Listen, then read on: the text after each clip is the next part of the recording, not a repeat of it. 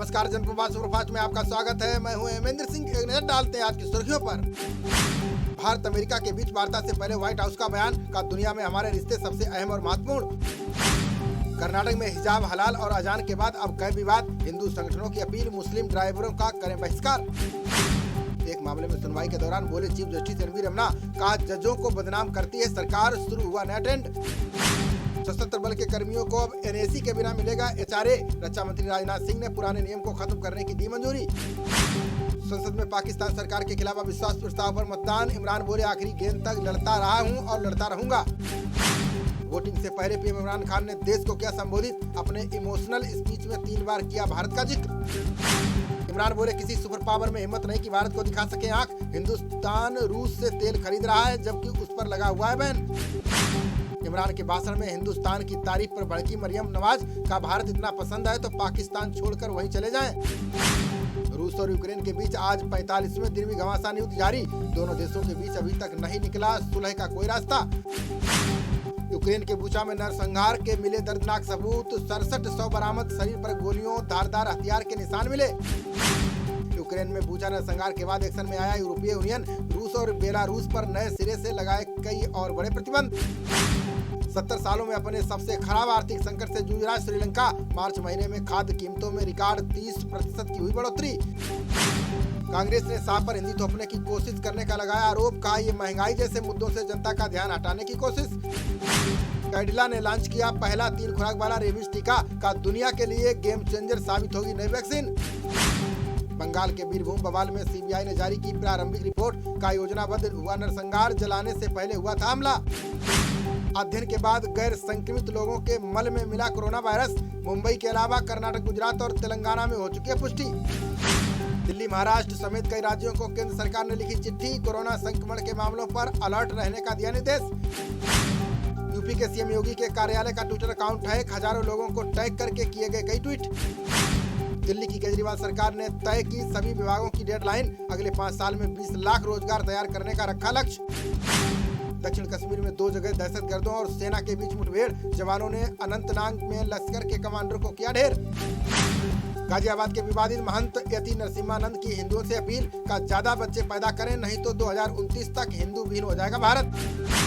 शरद पवार की सुरक्षा में चूक मामले पर पुलिस का बड़ा एक्शन। 105 लोग हुए गिरफ्तार। सीएम ठाकरे ने की फोन पर बात। गोवा में आज 3 और मंत्रियों को दिलाई जाएगी शपथ। सत्तारूढ़ भाजपा ने नहीं किया नामों का खुलासा। तकनीकी सहयोग के लिए UIDAI और इसरो में समझौता। भुवन आधार पोर्टल से मिलेगी सभी आधार कार्ड केंद्रों को जानकारी।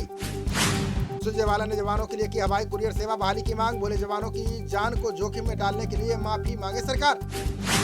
आम लोगों के लिए खोला गया जम्मू कश्मीर का सनासर ट्यूलिप गार्डन। खूबसूरत पहाड़ियों से घिरे पर्यटक स्थल का दीदार कर सकेंगे लोग।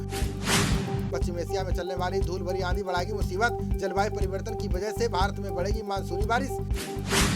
राष्ट्रीय बाल संरक्षण आयोग ने जिला अधिकारियों को दिया निर्देश। का अक्षय तृतीया पर बाल विवाह रोकने के लिए फैलाएं जागरूकता।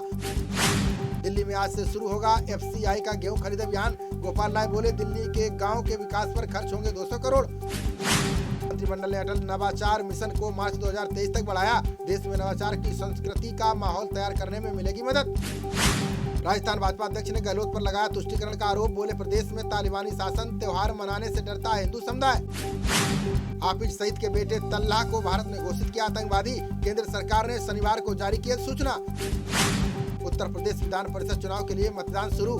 739 मतदान केंद्रों पर 1,20,657 मतदाता डालेंगे वोट। व्हाइट हाउस ने अमेरिकी उप NSA दिलीप सिंह के बयान पर दी सफाई। का अमेरिका ने भारत को रूस के साथ संबंधों पर नहीं दी चेतावनी। अब यूपी की जेलों में बजाए जाएंगे गायत्री और महामृत्युंजय के मंत्र। जेल एवं होमगार्ड राज्य मंत्री धर्मवीर प्रजापति ने जारी किए निर्देश। आयुष विश्वविद्यालयों के निर्माण की धीमी गति पर सख्त हुए सीएम योगी। बोले 2 माह के भीतर कार्य तेज नहीं हुआ तो ठेकेदारों पर होगी कार्रवाई। सीएम शिवराज चौहान ने राजनांदगांव जिले में सभा को किया संबोधित। बोले कांग्रेस शासन में भ्रष्टाचार के लिए पहचाना जाने लगा छत्तीसगढ़। कांग्रेस में मंथन के बीच राहुल प्रियंका के साथ पायलट ने की बैठक। आने वाले दिनों में राजस्थान कांग्रेस में हो सकता है बड़ा फेरबदल। गुजरात के नडा बेट में तैयार हुआ बाघा जैसा सीमा दर्शनीय स्थल। रविवार को केंद्रीय गृह मंत्री अमित शाह करेंगे उद्घाटन। राहुल गांधी ने विपक्षी एकजुटता के लिए सभी दलों से की अपील। बोले आरएसएस और मोदी के खिलाफ जो भी दल हैं वे आए साथ।